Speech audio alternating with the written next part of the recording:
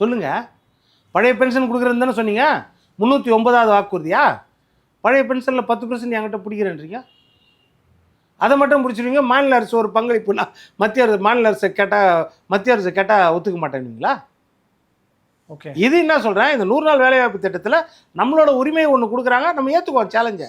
150 நாளாக ஆக்குவோம். அதை சொல்கிறாருல, நிர்வாக சீர்கேடை சரி பண்ணி நான் 150 நாள் ஆக்குவேன் சொல்கிறாருல.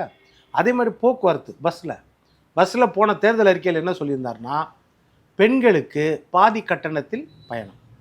எதில்?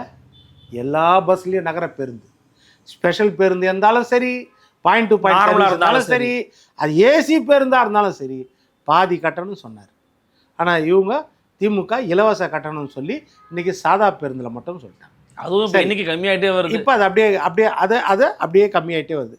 இப்போ சாதா பேருந்தாவே வச்சுக்கலாம் நம்ம. அப்போ என்ன செய்கிறாருன்னா, ஆண்களுக்கும் இலவச பயணம்னு சொல்கிறார். இது எல்லாரும் விமர்சிப்பாங்க, என்னத்துக்கு ஆண்களுக்கு? பெண்கள் கஷ்டப்படுறாங்க, ஒரு குடும்பத்தில் வேலை பார்க்குறாங்க, ஒரு காய்கறி வியாபாரம் பண்ணுவாங்க, பூ வியாபாரம் பண்ணுவாங்க, ஆண்களுக்கு இதுக்கு சார் இலவசம்? இதான் கேட்குற கேள்வியாக இருக்குது. ஆண்கள் ஓஏ முன்னாடி பியூனுன்னு சொல்லுவோம், இப்போ ஆஃபீஸ் அசிஸ்டன்ட் ஓஏ எவ்வளோ பேர் இருக்காங்க? தூய்மை பணியாளர்கள் எவ்வளோ பேர் இருக்காங்க?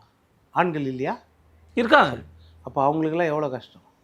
அதனால் செக்யூரிட்டி வேலை செய்கிறவங்க எவ்வளோ பேர் இருக்காங்க? வயசானவங்க நிறைய பேர் இருக்காங்க. அம்மா உணவு சாப்பிட்றதுல பாருங்கள், முக்கால்வாசி பேர் ஆண்கள் தான், பெண்கள் கிடையாது.